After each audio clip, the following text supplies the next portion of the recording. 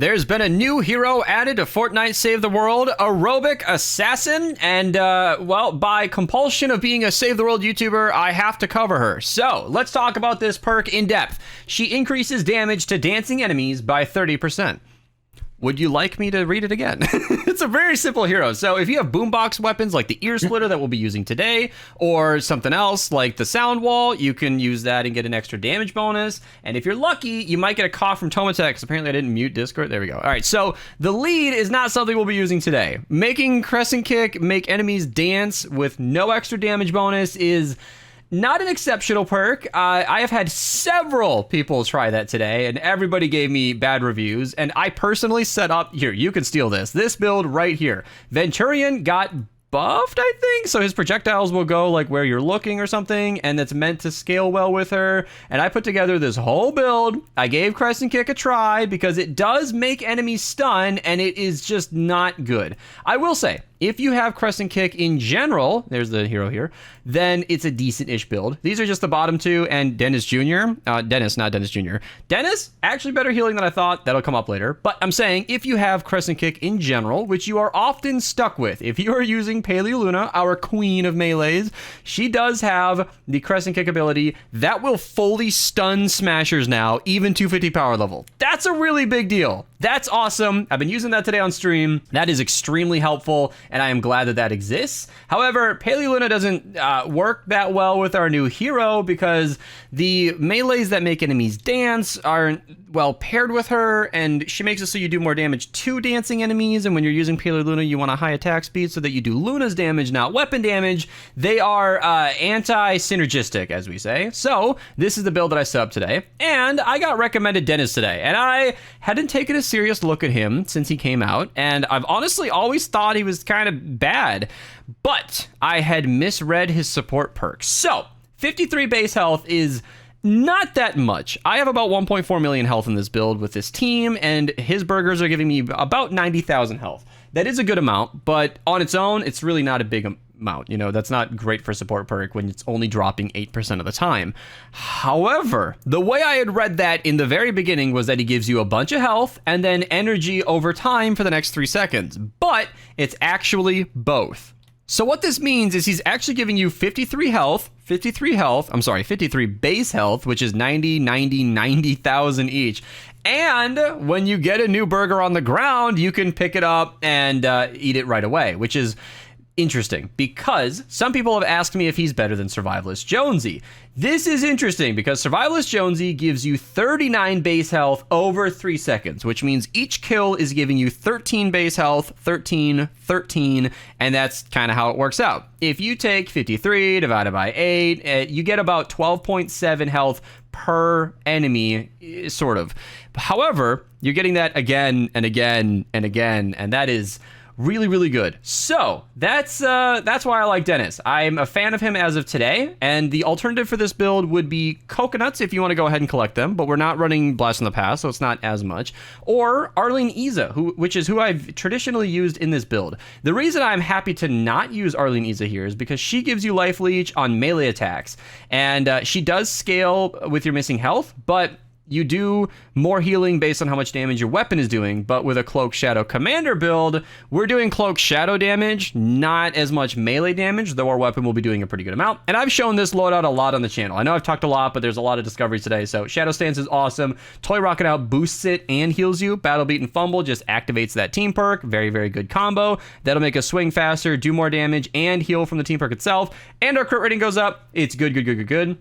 We've talked about Dennis at length. This is just Assassin Sarah. This is the founder's version that is, you know, not accessible, but it's the exact same perk. She just makes you do more damage. And then, of course, we are going to be using the ear splitter. So dancing enemies will take 30% more. Now, as far as ear splitter perks go, it is generally recommended in this exact configuration to run double attack speed, double crit damage, because 20% is kind of high. It's high enough to get you going. And once you have Toy Rocket Out active, which is pretty easy to do with a few traps, you'll have plenty of crit chance forever. However, I was testing that around with my fire ear splitter, and we're in a nature mission, and I have a crit rating perk, and the new UI bugs out so that when you're crafting something, it doesn't tell you you're crafting. And in my confusion, I ended up with 3 copies of my wrongly perked fire ear splitter. So, given that the new update to the game makes it so we can no longer drop weapons between each other, and we can no longer drop items between each other, I am now more reluctant to recycle a full health copy of a weapon that I just crafted.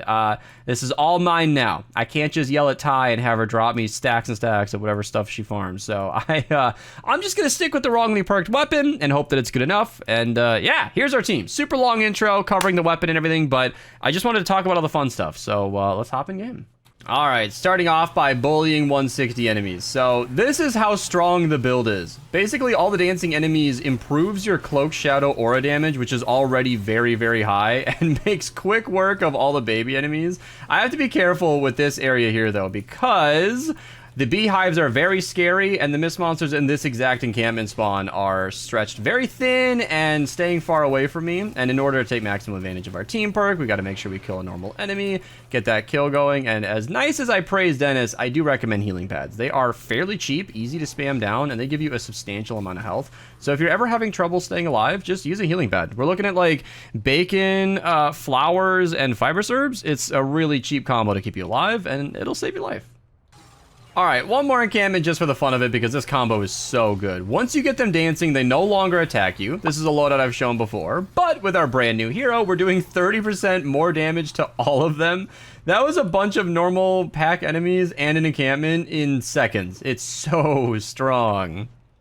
All right, so we got the defense over here, and I wasn't gonna do another encampment, but they are spawning right next to all these, all the enemies that we're gonna have to defend against. So I figure we might as well clear them out. It's like mowing the lawn. It's so good. This build does not have a lot of survivability. It's not very tanky, and it doesn't have great healing, even though we talked about that. What it does have, however, is the ability to make enemies dance, and when they're dancing, they don't attack you. And who do we got left over? Is it just, are you a part of the encampment? All right, I think I found her. There. All right, encampment is out of the way. Let's do a bit of a trapping guide. So, you can't share resources between teammates anymore, so we're going to have to sort of think this through. Tar pits are always a win. Floor freeze are always great. I'm going to stick to tire traps. I think they are very, very efficient. Placed directionally is ideal. We want it to be facing where we don't want them to go. I have heard that directionality might not be working as usual in the current version of the game as I'm recording this. I'm not 100% sure what the exact situation is, but I'm going to place that many. I do overtrap a little bit when I'm recording because I don't want to screw up the entire game and have to upload a failure or, you know, have to restart my recording. So that I think should be enough. I just want to make sure that we don't, you know, totally fail the mission, and I want to trap enough so that I can get Battle Beat active. That's where I'm going to sneak in just a little bit of damage over here. Nothing too crazy, just a few electric fields. 4 of them I think should be completely fine. And then when enemies are coming up here, working in wall darts can be really good, especially since my commander is not very strong. One smasher could shut down my entire build because the single target damage from Cloak Shadow is not very substantial, so I'm not really trying to deal with them, and that can help a lot. I also have the Dessa Blaster, so I left this middle part open. I think if luck serves, this could be my area to just bully smashers. We'll see if that works out, but if it happens over here, I might place like temporary roofs and try to take advantage of that. Even down here where we don't have any ceilings yet, I'm gonna waste some people's builds just a little bit, I'll even put gas here just to tell people don't put anything over here. This is where I could pull out the Dessa Blaster. I think right here up against the defense, this is where smashers are going to congregate. That is where we can take advantage of them. I don't want to overtrap the gas traps over there because it shouldn't make a big deal. And then if the spawns rotate, we'll do 1, 2, 3. We'll do just these tire traps. So yeah, just making, oh god, some of these guys don't care as much as I do. Some people have more stacked inventories than I do, but I think that should get us going. So let's collect the blue glow and get it started. All right, the defense begins. Let's enjoy this awesome build. So, as you can see, killing enemies is super easy to do. I love the shielders down here as well. You come in, let's see if we can kill you real quick. Come on. Oh, the damage is so bad. The damage is so bad. When we don't have Toy Rockin' Out active, and we don't have the team perk active, it's really, really tough. But as you can see, you get one kill, and the chain reaction begins. I want to target all the baby enemies, and I just want to stay close, because look at that. Look at that damage, my guy. So Toy Rockin' Out does increase the aura damage. It increases our crit rating. And of course, the new hero giving us 30% on top of that is awesome. If I had... I've never wanted Crescent Kick, but if I had it with its newly buffed state, it could actually do really, really well versus these smashers. Single target damage suffers. I mean, 250,000 per hit is nice and all. We can take down a smasher. It takes a lot of support, but you can see right there, targeting the smaller enemy is a great way to just make sure that we can get them dancing, get the aura damage ticking, and then we can pick up those burgers. And look at that healing. It's so much better than I ever realized. This is why, you know, reading comments has done me well. I am willing to admit when I'm wrong, and I've called Dennis Jr. trash for the longest time, but honestly, I misread it and nobody ever corrected me. So if you guys ever think I'm wrong about something, politely let me know in the comments down below. I want to bully a smasher. So we can't make a smasher dance. This isn't the best way to showcase the Blaster, though I have done that a couple times recently on the channel. Teammate sees what I'm going for. Thank you so much for the support. Yeah, blocked their own tire trap so that I could bully a smasher. That is awesome. Tomatech has healed me like 4 times today. I've been streaming a lot, so Twitch link down below if you guys want to check me out. This is not my first game with the new hero. We did a lot of different testing because we wanted to see how good she was, because you could see all the sound walls everywhere. This is not normally how I or we would trap missions, but since we're pretty much all using the brand new hero who benefits from dancing enemies, we figured sound walls everywhere would probably be the way to go just to take advantage of that. But look at that. I didn't even need the roof for the Blaster. The smasher went down easily. And on the one hand, I did not want to show the new hero with Cloak Shadow again. I'm aware that he has been the star of my videos twice in like the last month, which is a lot for someone who doesn't post that many times in a month, but he is my favorite hero. It's an extremely strong loadout, and let's be real. He already pairs really well with the ear splitter. I was already using that before she was added to the game. He makes everybody around you dance and take damage all at the same time, and she does buff Cloak Shadow. So, I could not think. I mean, honestly, we ran several missions. I ran a shotgun loadout with the Staccato Shadow. I ran a Crescent Kick loadout. I ran different melee builds, and honestly, this is the best way to showcase it. I couldn't think of a better way to kick it off, so yeah. A little warning, though. It says 30%.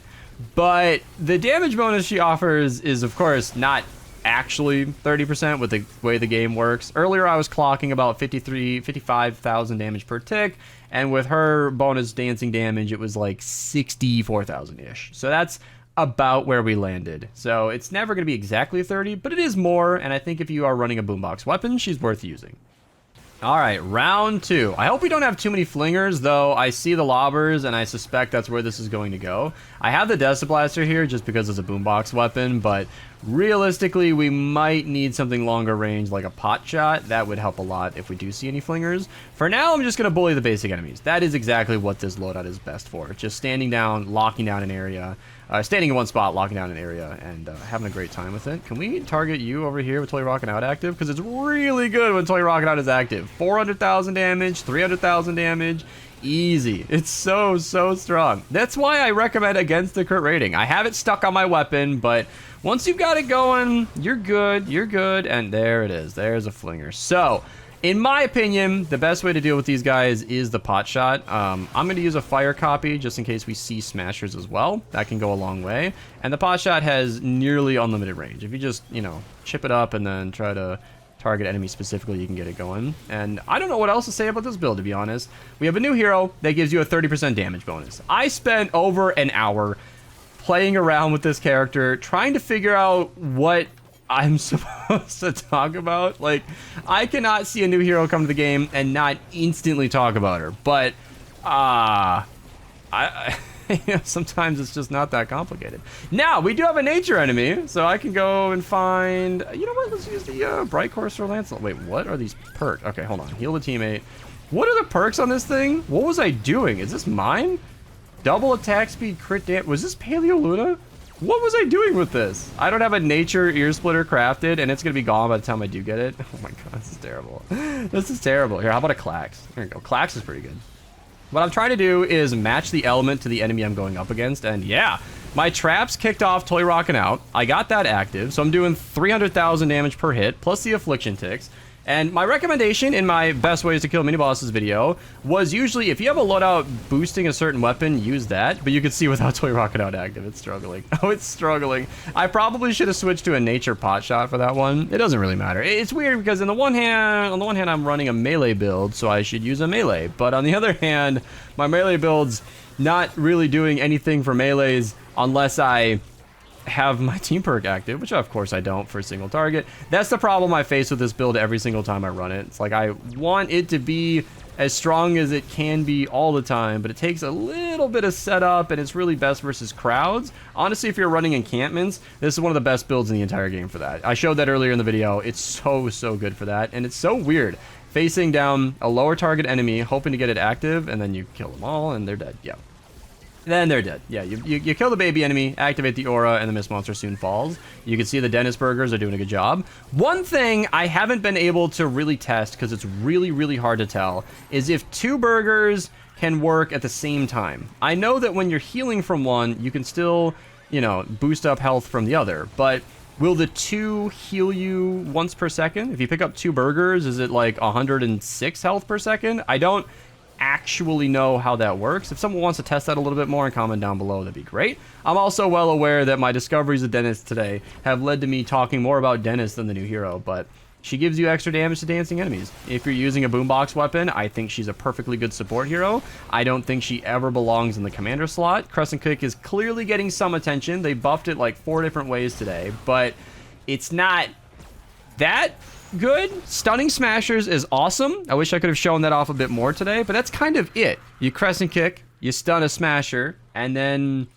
now you can kill a Smasher a little easier. It's nothing too special. It's nice to have. It's excellent. It just doesn't it doesn't give you much to talk about. So there you go. There is yet another Cloak Shadow build for you guys if you want to take advantage of the new character. I think she's worth a grab, maybe something to hold on to. And these heroes do sometimes change. I recommend against skipping a hero. You always want to keep them, save them, don't put them in the collection book. You don't want to be the guy who has to research something that they should have already had. So that's it. I'm out of here. Subscribe, like the video. I'll see you guys in the next one, and have a good rest of your day.